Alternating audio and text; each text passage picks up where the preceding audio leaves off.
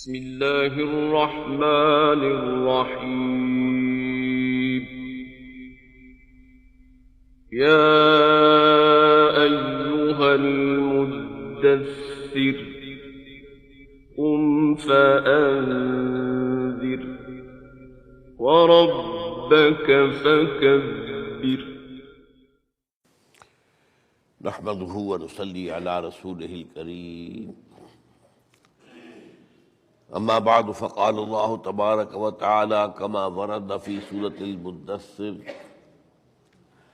اعوذ بالله من الشيطان الرجيم بسم الله الرحمن الرحيم يا ايها المدثر قم فانذر وربك فكبر وثيابك فطهر والرجز فاهجر ولا تمنن تستكثر ولربك فاصبر فإذا نقر في الناقور فذلك يومئذ يوم عسير على الكافرين غير يسير ذرني ومن خلقت وحيدا وجعلت له مالا ممدودا وبنين شهودا ومهدت له تمهيدا ثم يطمع أن أزيد كلا إنه كان لآياتنا عنيدا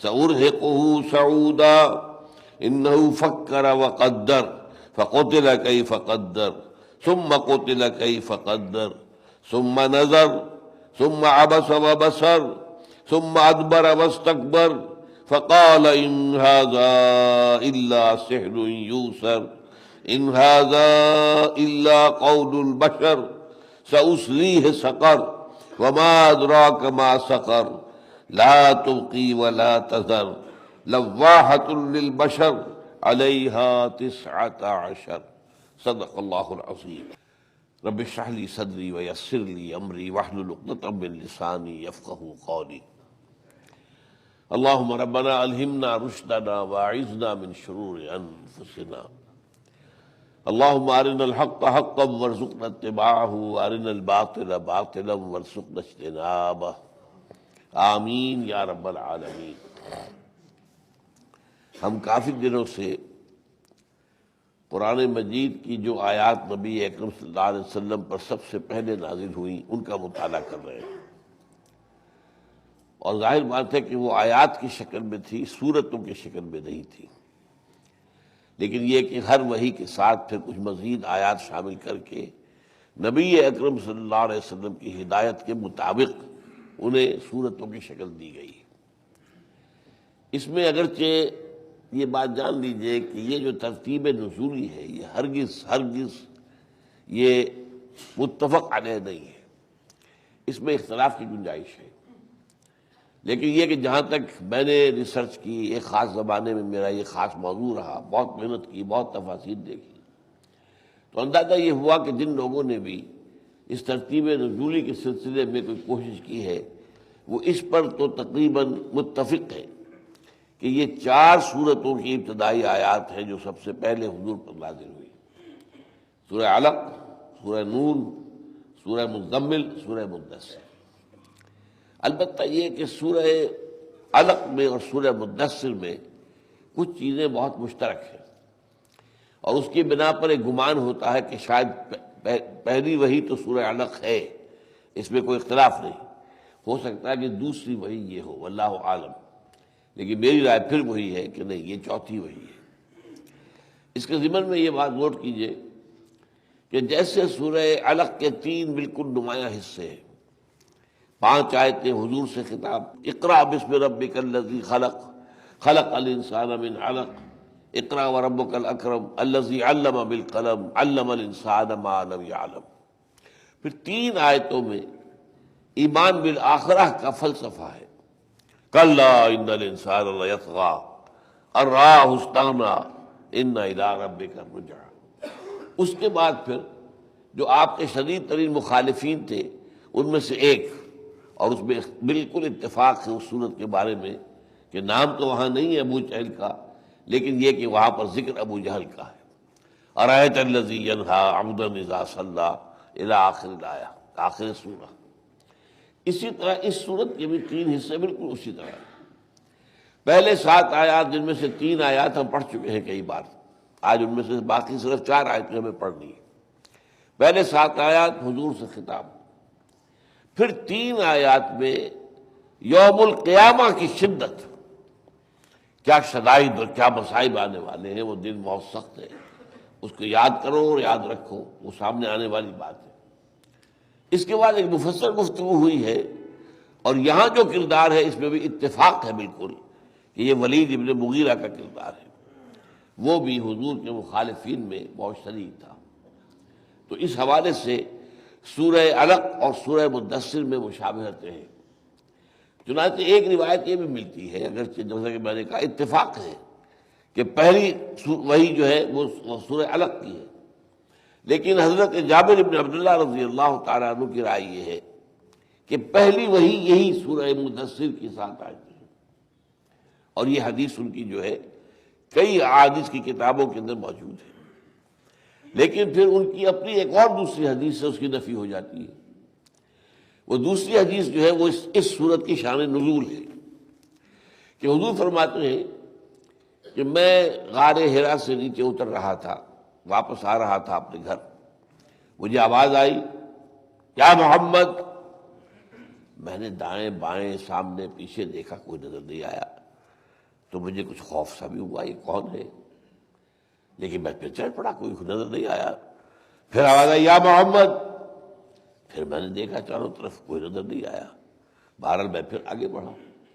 پھر آواز آئی یا محمد، اب اچانک میری آنکھ آسمان کی طرف اٹھی تو میں نے دیکھا کہ وہی فرشتہ جو میرے پاس غار حرا میں آیا تھا، وہ جو ہے آسمان اور زمین کے مابین پورے افق کے اوپر اتنی بڑی کرسی ہے جس پر بیٹھا ہوا ہے کہ جو پورے افق کو اس نے تھام رکھا، پورا کیا ہوا ہے۔ تو اب یہ حدیث جو ہے اس پر حضور کہتے ہیں کہ پھر مجھ پر جو ہے وہ غرق خوف کا غلبہ ہوا۔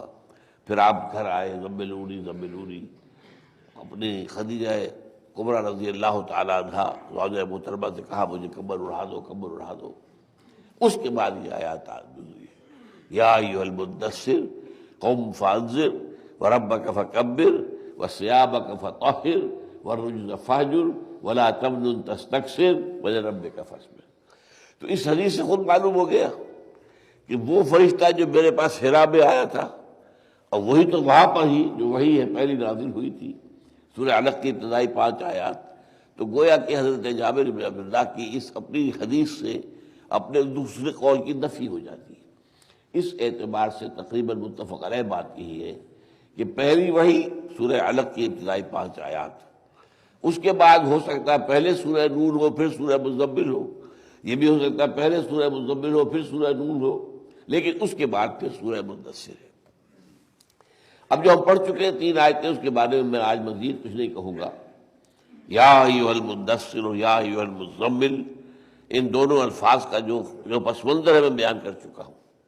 غور و فکر کا دور اب آپ کا ختم ہونا چاہیے، کافی غور ہو گیا، کافی آپ نے فکر کر دیا، وہ آپ کا فلسفیانہ سوچ بھی اس کے پس منظر میں ہے، اور ایک جو فکر آپ کو دامنگیر ہوئی کہ اتنا بڑا ایک قول، اتنی بڑی ایک ذمہ داری آ رہی ہے، اس کا جو خوف آپ پر طاری تھا وہ بھی ہے۔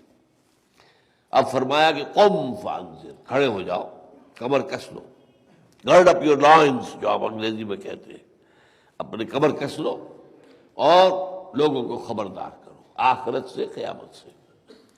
وَرَبَّكَ فَكَبِّرْ، وہ تو آپ کا نقطۂ آغاز ہے آپ کے مشن کا، اور آپ کا ہدف گول کیا ہے کہ رب کی تکبیر، رب کی بڑائی کا اعلان، رب کی بڑائی کا نفاذ اور قیام۔ ان 3 آیتوں پہ میں کافی بیان کر چکا ہوں۔ اب آگے چلیے 4 آیتیں مزید جو اسی سلسلے کی ہے۔ وَثِيَابَكَ فَطَهِّرْ، اور اے نبی اپنے کپڑوں کو پاک رکھیے، وَالرُّجْزَ فَاهْجُرْ، اور گندگی سے، نجاست سے علیحدگی اختیار کر دیجیے۔ اب اس میں ایک تو ظاہری معنی ہے اپنے کپڑوں کو پاک رکھیے، ظاہر بات ہے طہارت جو ہے نہایت اہمیت رکھنے والی شے ہے ہمارے دین میں، اگرچہ دنیا تو مذاق اڑاتی تھی، یہودیوں نے مسلمانوں کا مذاق اڑایا، اور کہا کہ تمہارے نبی تمہیں یہ جو استنجا کے احکام بھی بتاتے ہیں، طہارت کے احکام بھی بتاتے ہیں، بڑی چھوٹی چھوٹی باتیں. تو وہ لوگوں نے حضور سے کہا، ہاں کہو کہ ہاں ہمارے نبی یہ ساری باتیں ہمیں سکھاتے ہیں، اس لیے یہ بھی ہماری زندگی کا حصہ ہے.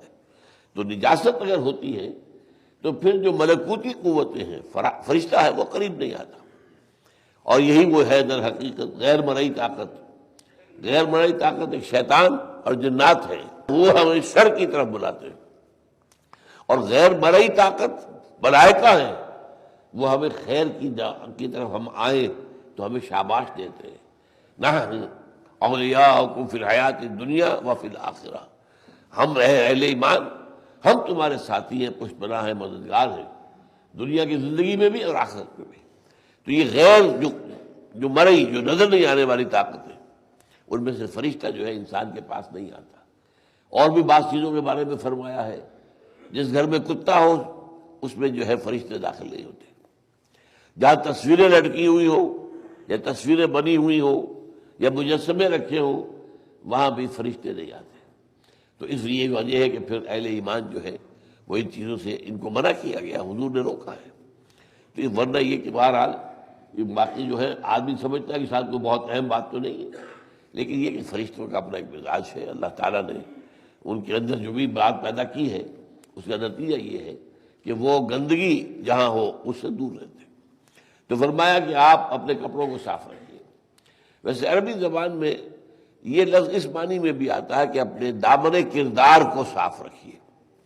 یہ بھی جو ہے ایک دامن ہم کہتے ہیں نا، اس کا دامن، پاک دامن. ایک شخص جو ہے یا ایک خاتون پاک دامن ہے، یعنی اس کا دامن پاک ہے. دامن پاک کا کیا مطلب ہے؟ اس کی سیرت بے داغ ہے، اس کا کردار صحیح ہے، اس کے اندر جو ہے کوئی بھی برائی موجود نہیں ہے، اخلاق کی کوئی گندگی موجود نہیں ہے.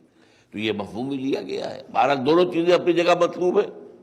ظاہری جو ہے طہارت، یہی وجہ ہے کہ آپ دیکھتے ہیں کہ احادیث کی کتابیں بھی جو ہے ان میں سب سے پہلے طہارت سے متعلق جو احادیث ہے وہ آتی، پہلا باب. فقہ کی کتابوں میں سب سے پہلے طہارت کا باب ہے.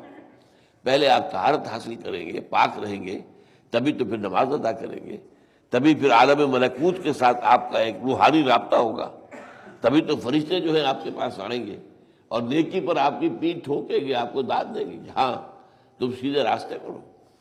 تو اس حوالے سے فرمایا کہ ثیابک فطہر والرجز فاہجر. رجز، رجز، یہ دو الفاظ جو ہیں وہ قریب ہیں ایک دوسرے کے. اس سے مراد ہے گندگی. لیکن گندگی بھی دو طرح کی ہے.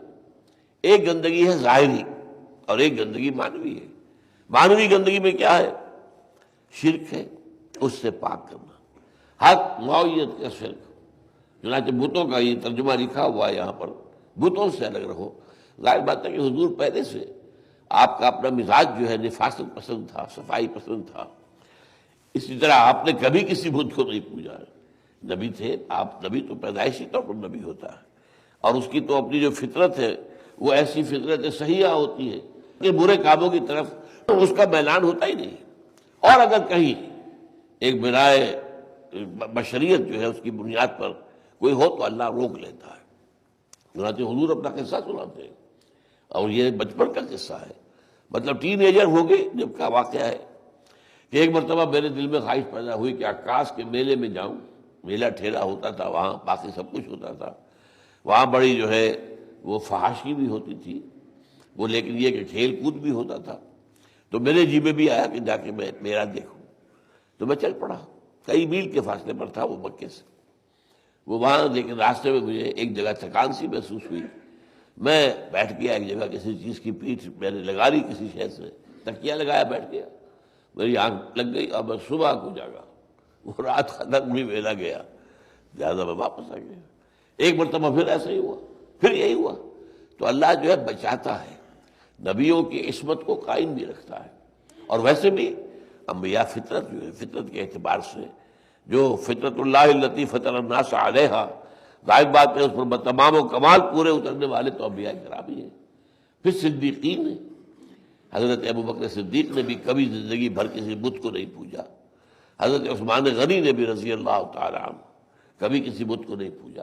یہ صدیقین ہیں، یہ سچے لوگ ہیں.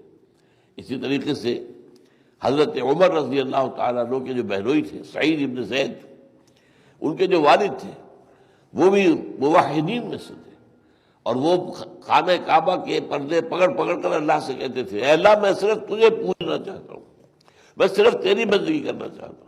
بتوں سے وہ بالکل دور تھے، متنفر تھے، لیکن میں نہیں جانتا کیسے کروں، تیری بندگی کیسے کروں۔ اب چونکہ ان کا انتقال ہو گیا حضور پر وحی کے آغاز سے پہلے، لہذا ظاہر بات ہے وہ مسلمان تو نہیں کہہ جا سکتے، لیکن موحد تو تھے۔ تو اس اعتبار سے توحید جو ہے وہ تو فطرت کا تقاضا ہے، صفائی اور نفاست یہ بھی فطرت کا تقاضا ہے۔ تو یہ دو حکم مزید آ گئے، اور یہ کہ وَلَا تَمْنُن تَسْتَكْثِرْ، اس کے دو ترجمے کیے گئے۔ عام طور پر کیا ہے، کسی پر احسان مت کرو کہ اس کا زیادہ بدلہ تمہیں ملے۔ یعنی ایک بات یہ ہوتی ہے کہ آپ نے کسی کے ساتھ کوئی بھلائی کی اور آپ چاہیں کہ کوئی یہ شخص بھی پھر کبھی مجھے اس بھلائی کا بدلہ دے اور اس سے زیادہ دے، باقی ریٹرن میں تو کچھ چیز زیادہ آنی چاہیے نا۔ وَلَا تَمْنُن تَسْتَكْثِرْ، اس لیے نہ کسی پر احسان کرو گے کہ تم اس سے کچھ اضافہ چاہتے ہو، کچھ بدلہ چاہتے ہو۔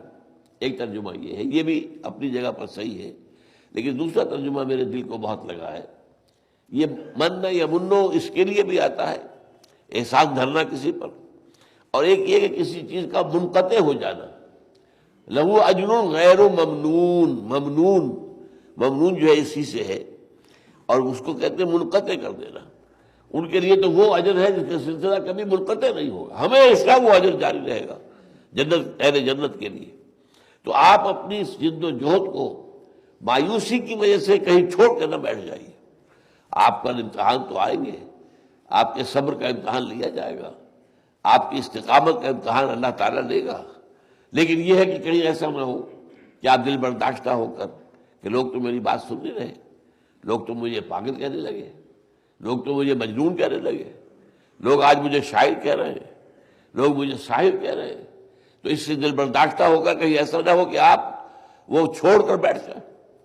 جیسے کہ بہرحال غیر نبی جو ہوتے ہیں ان میں سے بہت مرتبہ ایسا ہوا ہے تاریخ میں کہ انہوں نے کسی خیر کے کام کا ارادہ کیا، آغاز کیا، لیکن لوگوں کی مخالفت سے دل برداشتہ ہو کر پھر اس کو چھوڑ دیا۔ ہمارے ہاں پچھلی صدی کے آغاز میں مولانا ابوالکلام آزاد کا معاملہ ایسا ہی ہے۔ 1912 میں انہوں نے الہلال جاری کیا تھا، بہت اعلیٰ پیمانے کا ایک پرچہ۔ پھر 1913 میں حزب اللہ قائم کی، حکومت الہیہ کا قیام، یہ اس کا نصب العلم، وہی جو میں بیان کر چکا ہوں ربا کا فکبر میں، اس کے اندر میں نے بتایا تھا کہ انجیل کی اصطلاح کیا ہے، Thy kingdom come, Thy will be done on earth as it is in heavens۔ اسی طرح حکومت الہیہ کا قیام انہوں نے اس نصب العین کے تحت انہوں نے جماعت بنائی، لیکن پھر یہ کہ مخالفت ہوئی، اور یہ کہ جو ان کی توقع تھی کہ ریسپانس ملے گا، علماء کرام جو ہے وہ میری بات سنیں گے، مانیں گے، میرا ساتھ دیں گے، وہ چونکہ پوری نہیں ہوئی۔ حالانکہ حضرت شیخ الہند جیسی شخصیت جو میں سمجھتا ہوں کہ 14ویں صدی ہجری کے مجدد اعظم تھے، وہ ان کی پشت پر تھے، پھر بھی علماء نے بحثیت مجموعی ان کی دعوت کو رد کر دیا۔ تو مایوس ہو کر، بددل ہو کر انہوں نے بساط لپیٹ دی حزب اللہ کی 1920 میں، اور پھر انہوں نے واقعی اپنی پوری زندگی کانگریس میں شامل ہو کر، جسے میں کہوں گا جہاد حریت، فریڈم سٹرگل کے لیے، انگریز سے کی غلامی سے نجات پانے کے لیے، جد و جہد کے لیے اس میں شریک اترے۔ لیکن اس کے بعد یہ ہے کہ تقریباً 21 برس کے بعد پھر مولانا مودودی میدان میں آئے، انہوں نے پھر وہی کام کیا، جماعت اسلامی قائم کی۔ اس کا نصب العین بھی یہی تھا، حکومت الہیہ کا قیام، لیکن ان کے اندر ہمت زیادہ تھی، محنت کا مادہ زیادہ تھا، صبر و تحمل زیادہ تھا۔ مخالفت ان کی بھی ہوئی، آج بھی ہو رہی ہے، بہت شدید ہوتی ہے، لیکن وہ جمے رہے اپنے کام پر، اور یہ کہ انہوں نے اپنی استقامت کا ثبوت دیا۔ بہرحال ان کے جو میری ذاتی رائے ہے، جس کی وجہ سے میں نے جماعت اسلامی سے علیحدگی اختیار کی تھی، کہ وہ الیکشن کی سیاست میں آ کر انہوں نے غلطی کی، ان سے غلطی ہوئی، وہ جلد بازی کی وجہ سے کہ جلدی سے شاید ہمیں یہ کام جو ہے ہمارا پورا ہو جائے اس راستے سے، لیکن یہ کہ یہ غلطی ہو جاتی، غلطی بڑے سے بڑے لوگوں سے ہو جاتی، سب سے ہو جاتی۔ حضرت سید احمد بریلوی رحمۃ اللہ علیہ، جنہیں میں 13ویں صدی کا مجدد مانتا ہوں، اس سے غلطی ہوئی، غلطیاں ہو سکتی ہیں، لیکن یہ ہے کہ کوئی شخص بد دل ہو کر اپنا کام نہ چھوڑ بیٹھے، کام میں لگے رہو، اس میں استقامت، اس کے اندر جو ہے جمے رہنا مسلسل. ولا تمنن تستکثر، آپ کو کثیر نتائج ملیں گے، ابھی نہیں مل رہے، ایک وقت آئے گا کہ جب وہ وقت بھی آ جائے گا کہ اذا جاء نصر اللہ والفتح ورأيت الناس يدخلون في دین اللہ افواجا، لوگ فوج اور فوج بھی آئیں گے، وہ بھی نقشہ آ گیا نا آخر. کتنے عرصے میں؟ زیادہ سے زیادہ آپ کہہ سکتے ہیں 20 برس میں. 20 برس کوئی بہت بڑی بات تو نہیں ہوتی. 20 برس کے اندر اندر کیا نقشہ بدلا ہے. کہا یہ ہے کہ پہلے 10 برس میں بمشکل 100-125 آدمی آئے، اور اگلے 10 برس میں پورا انقلاب برپا ہو گیا، اور پورے ملک کے اندر جو ہے اللہ کی حکومت قائم ہو گئی، اللہ کی کبریائی کا نظام قائم ہو گیا، اللہ ہی کی بڑائی، لتکون کلمۃ اللہ ہی العلیٰ، اللہ کی بات سب سے اونچی ہو گئی. تو یہ 2 معنی ہیں اس کے جو لیے گئے ہیں. تو آج کی جو 4 آیات ہیں جو چوتھی وحی میں سے تھی، باقی وہ کیا ہے؟ وَثِيَابَكَ فَطَهِّرْ وَالرُّجْزَ فَاهْجُرْ وَلَا تَمْنُن تَسْتَكْثِرْ وَلِرَبِّكَ فَاصْبِرْ، اور اپنے رب کے لیے صبر کیجیے. لام جب آتا ہے صبر کے ساتھ تو اس میں ایک مفہوم ہوتا ہے رب کے فیصلے کا انتظار کیجیے. مطلب یہ ہے کہ آپ کی دعوت و تحریک کے مختلف مراحل آئیں گے، ہر مرحلے پر اللہ کی طرف سے رہنمائی ملے گی آپ کو. آپ اللہ کے نبی ہیں، اللہ کے رسول ہیں، آپ کو ہر لمحے میں ہر مرحلے پر رہنمائی ملے گی. لیکن اس وقت تک کوئی قدم خود نہ اٹھائیں، نیا قدم، جب تک کہ اللہ تعالیٰ کی طرف سے ہدایت نہ آ جائے. وَلِرَبِّكَ فَاصْبِرْ، انتظار میں رہیے اپنے رب کے لیے. لیکن یہ ہے کہ وَاصْبِرْ وَمَا صَبْرُكَ إِلَّا بِاللَّهِ، یہ بھی آیا ہے. صبر کیجئے، اور آپ کا صبر جو ہے وہ تو اللہ تعالیٰ ہی کے سہارے قائم ہے. جس میں جتنا ایمان پختہ ہوگا اتنا ہی صبر کر سکے گا.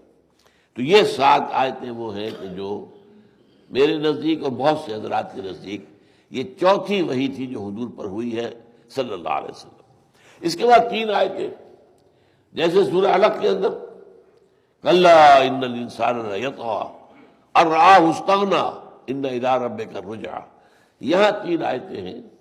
وہاں ہے اللہ کی طرف لوٹ کر جانا، آخرت، اس کا تصور اور اس کا فلسفہ. اگر آخرت کا یقین نہ ہو تو انسان سرکشی پر آمادہ ہو جائے گا، ظلم کرے گا، لوگوں پر ظلم کرے گا، لوگوں کے مال ہڑپ کرے گا، لوگوں کے حقوق سلب کرے گا، لوگوں پر تشدد کرے گا، سب کچھ کرے گا اگر آخرت کا یقین نہیں. لہذا وہ آخرت کا فلسفہ کَلَّا إِنَّ الْإِنسَانَ لَيَطْغَىٰ، یہ انسان سرکشی پر آمادہ ہو ہی جاتا ہے. اور رَآهُ اسْتَغْنَىٰ، دیکھتا ہے اپنے آپ کو کہ کوئی پکڑنے والا نہیں ہے، کوئی مجھے سزا نہیں ملی، میں نے جھوٹ بولا اور میری زبان پر چھالا بھی نہیں نکلا، میں نے یتیم کا مال ہڑپ کر لیا، مجھے کوئی کینسر نہیں ہوا، نہ پیٹ کا، نہ ہڈیوں کا، کچھ نہیں ہوا، کوئی پکڑ نہیں ہے. لہذا پھر انسان سرکشی کے اندر آگے سے آگے بڑھتا چلا جاتا ہے. لیکن اس کا علاج کیا ہے؟ اِنَّ إِلَىٰ رَبِّكَ الرُّجْعَىٰ، اس دنیا میں اگر تمہیں سزا نہیں مل رہی تو ایک اور زندگی آنے والی ہے، وہ ابدی ہے، اور اس کی سزا بہت سخت ہے. اس سزا پر اگر یقین ہو جائے تو پھر انسان سیدھا رہے گا. اب آپ کو معلوم ہے یہی بات ایک تمثیل کے پیرائے میں یہ سورہ نون کے اندر آ چکی ہے. ایک باغ والوں کا قصہ، اسی طریقے سے اسی کا جو ہے آخرت کا تذکرہ سورہ مزمل میں بھی آ چکا ہے. تو ان چاروں صورتوں کے اندر اہم مضمون جو ہے، ایک تو حضور سے خطاب، نمبر 2 کسی بھی مخالفین میں سے کسی سخت ترین مخالف جو ہے اس کے کردار کا تذکرہ، اور نمبر 3 آخرت. اب آئیے وہاں پر آ رہا ہے تیسرا مضمون اس کا، ذرنی ومن خلقت وحیدا، بلکہ پہلے وہ پڑھ لیں. فَإِذَا نُقِرَ فِي النَّاقُورِ، تو جب سور میں پھونکا جائے گا، فَذَلِكَ يَوْمَئِذٍ يَوْمٌ عَسِيرٌ، تو سن رکھو وہ دن بہت سخت دن ہوگا. اس کی سختیاں جو ہیں، القارعہ ما القارعہ وما ادراک ما القارعہ یوم یکون الناس کالفراش المبثوث وتکون الجبال کالعہن المنفوش. یہ وقت آنے والا ہے، یہ گھڑی آنے والی ہے. اور جیسے سورہ حج کے شروع میں فرمایا یا ایھا الناس اتقوا ربکم ان زلزلۃ الساعۃ شیء عظیم یوم ترونھا تذہل کل مرضعۃ عما ارضعت وتضع کل ذات حمل حملها وتری الناس سکارى وما هم بسکارى ولکن عذاب اللہ شدید. اے لوگوں اللہ کا تقوی اختیار کرو، وہ جو قیامت کا زلزلہ آئے گا وہ بہت سخت ہوگا، بہت سخت ہوگا، بہت سخت ہوگا۔ ان زلزلہ الساعۃ شیء عظیم، جب تم اسے دیکھو گے تو ہر دودھ پلانے والی جو ہے اپنے بچے کو بھول جائے گی۔ آپ کو معلوم ہے کہ اس سے زیادہ مضبوط رشتہ نہیں ہوتا دودھ پلانے والی ماں اپنے بچے سے جو محبت اسے ہوتی ہے، لیکن اس وقت جو ہے نفسی نفسی کا عالم ایسا طاری ہوگا کہ مائیں جو دودھ پلانے والی ہیں وہ اپنے بچوں کو بھول جائیں گی۔ اور یہ تضع کل ذات حمل حملہا، اور ہر حاملہ جو ہے انسان ہو یا حیوان ہو اس کا حمل گر جائے گا اسی شدت کی وجہ سے۔ تو یہ دن جو ہے سر سے جو آنے والا ہے، فرمایا فَإِذَا نُقِرَ فِي النَّاقُورِ، جب سور میں پھونکا جائے گا۔ اب معلوم ہوتا ہے قرآن مجید میں دوسرے مقامات سے جب اس کو جمع کیا جائے کہ 3 مرتبہ نفخہ سور ہے، 2 مرتبہ نہیں، عام طور پر خیال ہے 2 مرتبہ کا، نہیں 3 مرتبہ۔ ایک ہے یہ جو شاخ جس سے کہ ایک ہلچل بن جائے گی، طوفان آئے گا، وَجُمِعَ الشَّمْسُ وَالْقَمَرُ، چاند اور سورج یکجا ہو جائیں گے، یہ زلزلہ شدید آئے گا، اور اس کے بعد جو ہے لوگ سب کے سب بے ہوش ہو کر گر جائیں گے۔ لیکن دوسرا پھر جو ہے وہ ہے جب کہ بے ہوش ہو کر گرنے والا مرحلہ آ جائے گا۔ اور تیسرا سور وہ ہے جو پھونکا جائے گا تو فَإِذَا هُمْ قِيَامٌ يَنظُرُونَ، یہ قیامت کا ہے۔ اصل میں یہ 2 لفظ جو ہے ہماری زبان میں اردو میں ہم گڑبڑ کر دیتے ہیں، قیامت اور ساعہ، یہ دونوں میں فرق ہے۔ الساعہ سے یہ مراد ہے جب کہ سور پھونکا جائے گا اور اس جو کائنات ہے یہ مادی کائنات، اس کا یہ سارا نظام درہم برہم ہو جائے گا، پہاڑ جو ہے تمہیں روئی کے گالوں کی طرح چلتے ہوئے نظر آئیں گے، اور جو کچھ ہونے والا ہے چاند جو ہے سورج میں دھنس جائے گا، جمع الشمس والقمر، یہ سارا جو ہے کتنا بڑا ہنگامہ ہوگا کہ یہ صورتحال پیدا ہو جائے گی۔ اور ایک ہے قیامت سے بعد سے بادل بہت، یہ اس کے بہت عرصے کے بعد ہے، اس میں وقفہ ہے، وہ ہے قیامت، کھڑے ہونا۔ فَإِذَا هُمْ قِيَامٌ يَنظُرُونَ، تو اچانک وہ کھڑے ہوں گے دیکھتے ہوئے، وہ اپنی قبروں سے نکل آئیں گے۔ یہ ہے قیامت کا سور اور یہ ہے الساعہ کا سور، ان دونوں کو ذہن میں رکھیے۔ فَإِذَا نُقِرَ فِي النَّاقُورِ فَذَلِكَ يَوْمَئِذٍ يَوْمٌ عَسِيرٌ عَلَى الْكَافِرِينَ غَيْرُ يَسِيرٌ، کافروں پر یہ آسان نہیں ہوگا، بہت سخت ہوگا، بہت بھاری ہوگا، بہت سختی جھیلنی پڑے گی۔ ذرنی ومن خلقت وحیدا، اب وہ ایک کردار سامنے آ رہا ہے، میں بتا چکا ہوں اس میں تقریباً اتفاق ہے، یہ ولید بن مغیرہ ہے، یہ بڑے سرداروں میں سے تھا، اور اس کی دولت اور اس کی جائیداد پھیلی ہوئی تھی، مکے میں بھی بہت جائیداد تھی اور طائف میں بھی تھی۔ یہ آپ کہہ سکتے ہیں کہ یہ ٹوین سٹیز تھیں، دونوں شہر جو ہے یہ بہنوں کے مانند تھے، جیسے آپ کہتے ہیں ٹوین سٹیز آف اسلام آباد اینڈ پنڈی، یہ دونوں شہر گویا کہ ایک دوسرے کے جڑواں شہر ہیں، تو یہ جڑواں شہر شمار ہوتے تھے، اس لیے کہ طائف جو ہے وہ مکے کے جو بڑے بڑے سردار ہیں ان سب کی جائیدادیں وہاں تھیں، باغات تھے، اور وہ جو گرمی کا موسم ہوتا تھا وہ وہاں جا کر گزارتے تھے۔ وہ بلندی پر ہے، وہاں پر موسم خوشگوار ہوتا ہے، باغات ہیں وہاں، بہت وہ جو ہے ٹھنڈی چھاؤں ملتی ہے۔ یہاں تو ظاہر بات ہے گرمی کا موسم بہت شدید ہوتا ہے، تو اکثر جو بڑے سردار تھے قریش کے، ان کی جائیدادیں وہاں موجود تھیں، ان کے گھر وہاں موجود تھے۔ وہ گرمیوں کا گویا کہ یوں کہہ لیجیے کہ اگر مکے کی ایک شہر کی سیاست اس کو ایک ریاست قرار دیا جائے، سٹی اسٹیٹ مکہ، تو اس کا جو موسم گرما کا صدر مقام تھا وہ طائف تھا، تو طائف میں بھی اس کی بہت جو ہے جائیداد تھی۔ پھر اللہ نے اس کو بیٹے دیے تھے، 10-12 بیٹے، اور یہ بیٹے جو ہے ان میں سے آپ کو معلوم ہے ایک بیٹا جو ہے وہ تاریخ اسلامی میں کس قدر نامور ہوا ہے، خالد ابن ولید، یہ ولید بن مغیرہ ہے نا، ولید کا بیٹا خالد، اور حضرت خالد جو ہے ان کو اللہ تعالیٰ کی طرف سے حضور نے جو خطاب دیا ہے وہ ہے خالد سیف من سیوف اللہ، اللہ کی تلواروں میں سے ایک تلوار ہے، یہ مقام حاصل ہوا ہے، اور بہت شجاع ہے، بہت ہی دلیر، بہت ہی بہادر۔ تو اس کے پاس بیٹے بھی تھے، مال بھی تھا، حیثیت بھی تھی، وجاہت بھی تھی، چودراہٹ بھی تھی۔ تو اس کے بارے میں یہ بھی تھا کہ یہ ابو جہل کی طرح کا مشتعل مزاج آدمی نہیں تھا، معاملات کے اوپر غور کرنا، سوچنا اور اس کے بعد نتیجہ نکالنا، یہ اس کے مزاج میں شامل ہے، اس کا نقشہ کھینچا جا رہا ہے۔ فرمایا ذرنی ومن خلقت وحیدا، چھوڑو مجھے اور اس کو جس کو میں نے اکیلا پیدا کیا ہے۔ اس کے معنی یہ بھی بیان کیے گئے ہیں کہ یہ اپنے باپ کا اکلوتا بیٹا تھا اور اس وجہ سے بہت ہی لاڈ میں اور بہت ہی اپنے یوں سمجھیے کہ ہر طرح کے ناز و نام کے اندر اس کی پرورش ہوئی ہے، دولت مند شخص کا اکیلا بیٹا۔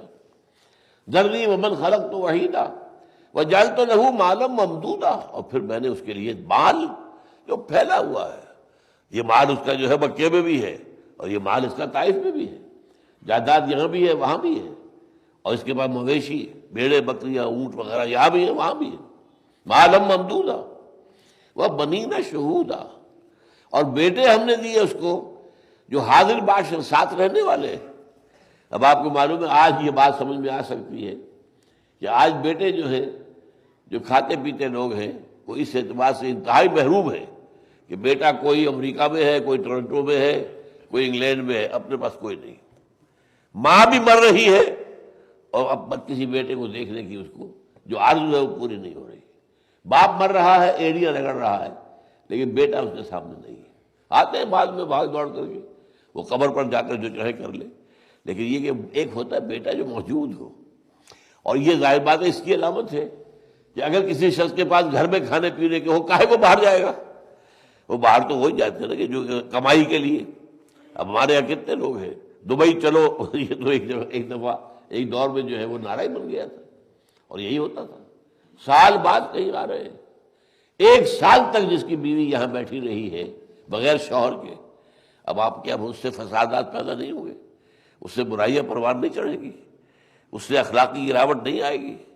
پھر کیسے اخبار آپ خبریں پڑھتے ہیں کہ اب ایک سال کے بعد جب وہ آئے شوہر صاحب تو بیوی جو ہے اس کے تعلقات قائم ہو چکے تھے دیور کے ساتھ، تو اس دیور نے اور بیوی نے مل کر اس کو قتل کر دیا، بات ختم۔ یہ ہو اخبارات میں آتی، کیوں؟ آپ نے ایک سال تک چھوڑے رکھا، بعض اوقات تو دو سال تک۔ ہمارے لوگ جو جاتے ہیں انگلینڈ وغیرہ میں اور جو چلے جاتے ہیں بغیر ویزا کے چوری چھپے، ان کا تو آنا ہی ممکن نہیں، کیسے آئیں گے؟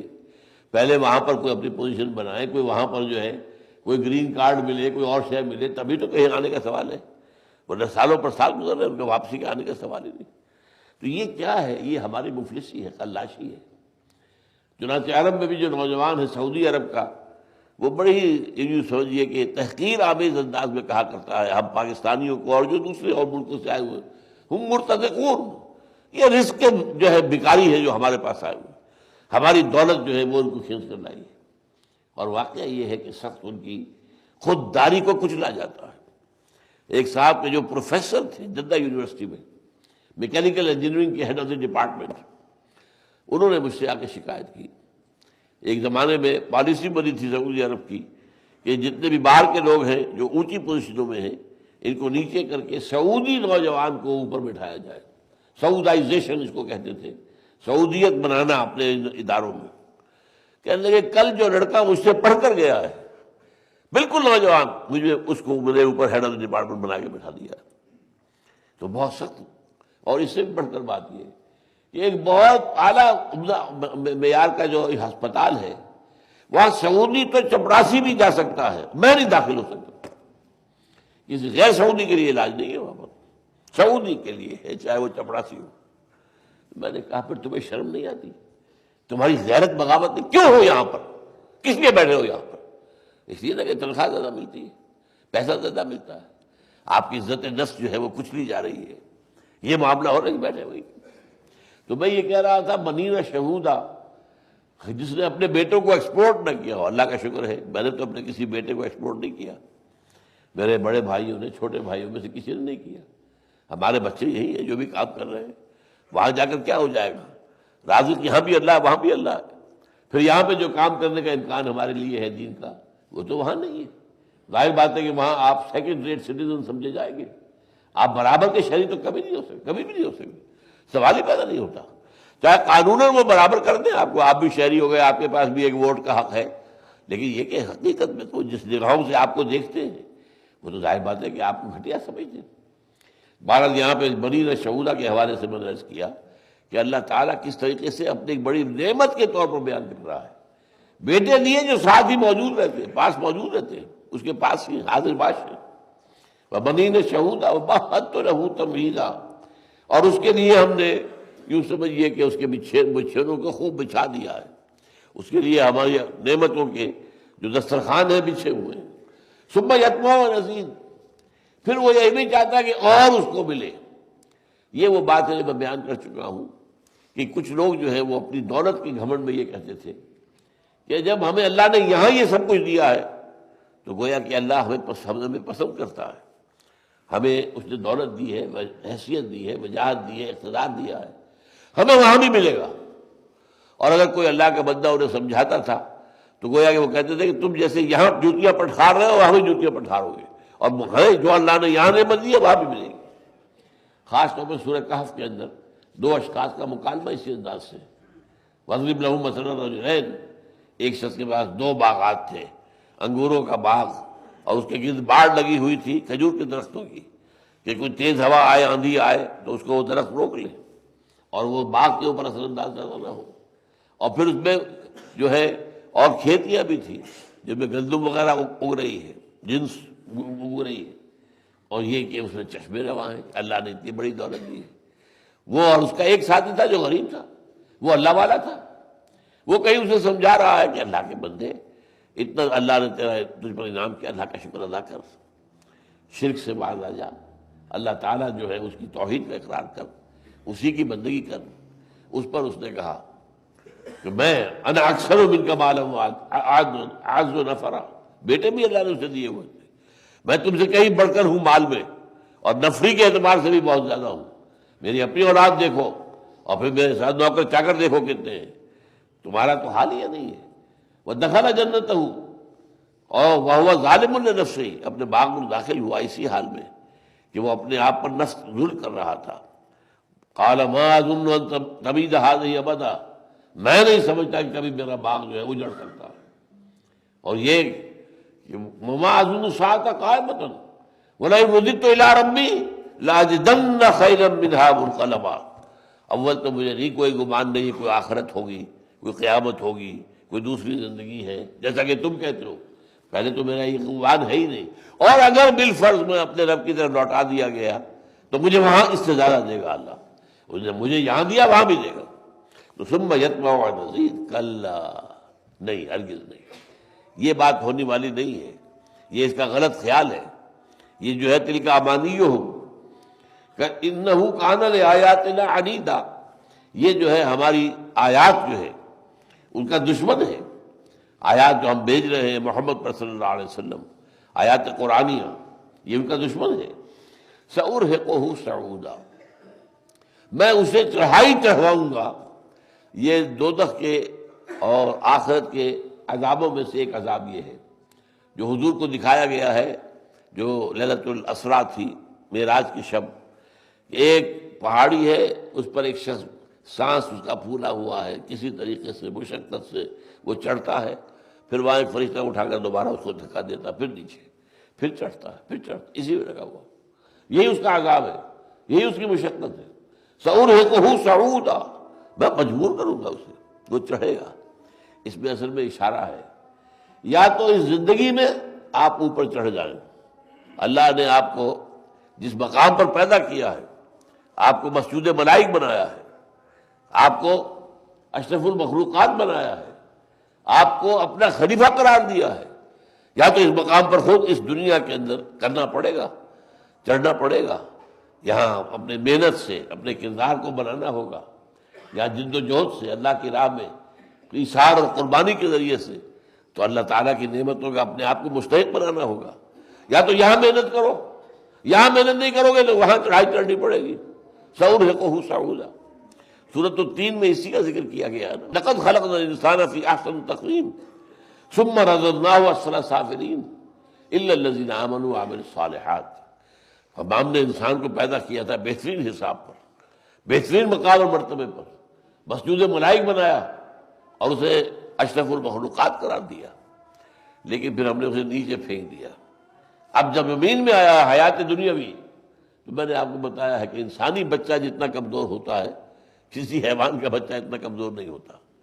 بکری کے بچے کی ابھی ولادت ہوئی ہے، یوں تھوڑی دیر تک وہ اپنی ٹانگیں اس کی کانپتی ہے، اس کے بعد کھڑا ہے، وہ اچھل پڑا ہے اور دوڑ رہا ہے، لیکن انسان کا بچہ اس کو چلانے کے لیے آپ کو 2 سال لگ جائیں گے، 1.5 سال لگ جائیں گے، کیا کیا آپ کو جتن کرنے پڑیں گے، اس کے لیے ایسی چیزیں لے کے آئیں گے تاکہ وہ اس کے سہارے سے چلنا سیکھ سکے، اور یہ کہ بہرحال اس کو کمزور ترین ہے اور بہت نیچے ہے، ہم سے تو اونچے جو ہیں، کم سے کم اپنے مادی اعتبار سے ہم سے اونچے ہیں جنات، ان کی بہت دور تک رسائی ہے، وہ آگ سے پیدا کیے گئے۔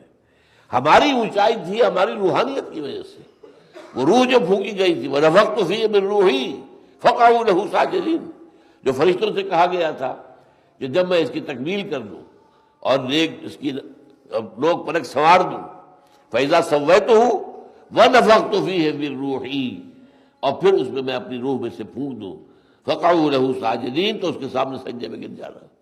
لیکن اس مقام سے اس دنیا میں وہاں تک پہنچنے کے لیے محنت ہے، یہی ہے ایمان، عمل صالح۔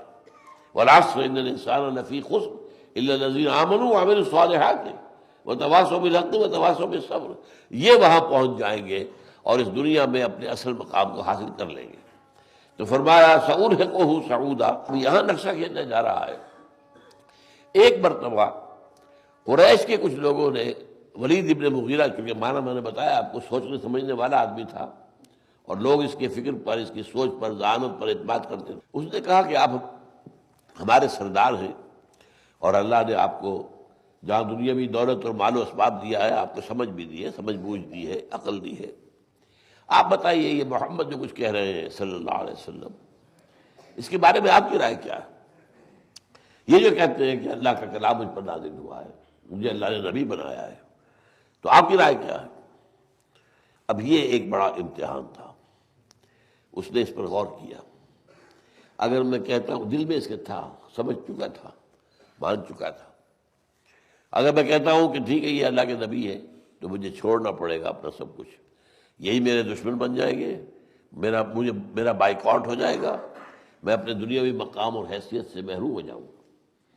اب ایک کشاکش ہے اس کے اندر، ایک طرف جس کی بات کی طرف اس کی فطرت اشارہ کر رہی ہے، اس کے دل نے جو گواہی دی ہے، ایک طرف تو وہ ہے، وہ کھینچ رہی ہے کہ مانو، کہو کہ ہاں جو بھی یہ کہہ رہے ہیں ٹھیک ہے، دل کو لگتا ہے۔ ایسا ہی واقعہ عتبہ ابن ربیعہ کے ساتھ ہوا تھا، وہ بھی اسی طریقے سے اس سے بات پوچھی گئی، وہ اور زیادہ سینئر آدمی تھا ولید ابن مغیرہ سے، زیادہ عمر کا اعتبار سے، اس نے کہا اچھا میں جاتا ہوں محمد سے بات کرتا ہوں صلی اللہ علیہ وسلم۔ اس نے آ کر کہا بھتیجے اگر تم پر کوئی بدروح آ گئی ہے، کوئی جن آ گیا ہے تو مجھے بتا دو، میرے جو ہے بہت سے عاملین جو ہوتے ہیں، میرے بڑے دوست ہیں، تعلقات ہیں، میں تمہارا علاج کرا دوں گا۔ حضور نے کہا کہ چچا ذرا توقف کریں، مجھ سے میری بات سن لیں۔ قرآن پڑھ کر سنایا، وہ سنتا رہا۔ پھر آ کر اس نے کہا کہ میں جو کلام سن کر آیا ہوں، جان لو یہ کلام جو ہے اگر یہ عرب کے اندر پھیل گیا، اس کا روکنے والا کوئی نہیں ہے، اور یہ کلام جو ہے اس کے اندر جو تاثیر ہے، یہ کسی کاہن کا کلام نہیں ہے، یہ شاعر کا کلام نہیں ہے، شاعر دیگر ہے۔ بہرحال اس نے یہ بات کہہ دی۔ ولید ابن مغیرہ نے اس کا نقشہ کھینچا گیا، جو کشمکش ہوئی ہے اس کے اندر، فرمایا انہ فکر وقدر، اس نے غور کیا، سوچا اور اندازہ کیا۔ یہ اندازہ ہوتا ہے آپ تول، آپ دونوں طرف کی فور اینڈ اگینسٹ جو ہے تول رہے ہیں، مان لوں گا تو کیا ہوگا، نہیں مانوں گا تو کیا ہوگا۔ انہ فکر وقدر فقتل کیف قدر، مارا جائے ہلاک ہو، کیسا اندازہ اس نے کیا۔ ثم قتل کیف قدر، پھر ہلاک ہو جائے، کیسا اس نے غلط فیصلہ کیا۔ ثم نظر، پھر ذرا دیکھا غور سے، یہ سارا ڈرامہ کر رہا ہے تاکہ لوگ یہ سمجھے کہ واقعی بڑے گہرے غور و فکر کے بعد اور بڑے سوچ بچار کے بعد یہ بات کر رہا ہے۔ ثم نظر ثم عبس وبصر، پھر ذرا تیوری چڑھائی اور منہ بنایا۔ ثم ادبر واستکبر، پھر ذرا پیٹھ موڑی اور پیچھے چلا۔ فقال، ثم ادبر واستکبر، استکبار کیا، تکبر کے ساتھ کہا۔ وقال ان هذا الا سحر یوسر، نہیں یہ جو کچھ ہے محمد کہہ رہے ہیں یہ تو جادو ہے جو چلا آیا ہے، جادو کے سوا کچھ نہیں ہے یہ کچھ بھی سوائے جادو کے جو پچھلے زمانے سے چلا آ رہا ہے، منقول ہوتا چلا آ رہا ہے۔ ان هذا الا قول البشر، نہیں ہے یہ مگر انسان کا کلام، یہ محمد جو کہہ رہے ہیں کہ یہ اللہ کا کلام ہے، نہیں، یہ میں ماننے کو تیار ہوں. سأصلی ہے سقر، اب یہ اللہ کا غضب ہے، میں اسے داخل کروں گا جہنم کے اندر. سأصلی ہے سقر وما ادراک ما سقر، اور تمہیں کچھ پتا ہے وہ جہنم کیا ہے، سقر کیا ہے؟ لا تبقی ولا تذر، وہ نہ چھوڑے گی اور نہ باقی رہنے دے گی. مطلب یہ کہ ایک آدمی ایک جو ہے وہ کوئی عذاب ہے کہ اس میں وقفہ آئے گا نہیں، بلکہ یہ کہ لواحۃ للبشر، اس کی پوری جلد کو جھلس دینے والی آگ ہوگی. علیہا 19، وہ جو آگ ہے، وہ جو جہنم ہے، اس پر 19 فرشتے مامور ہیں اس کے داروغہ کی حیثیت سے. بارک اللہ لی ولکم فی القرآن العظیم ونفعنی وإیاکم بالآیات والذکر الحکیم.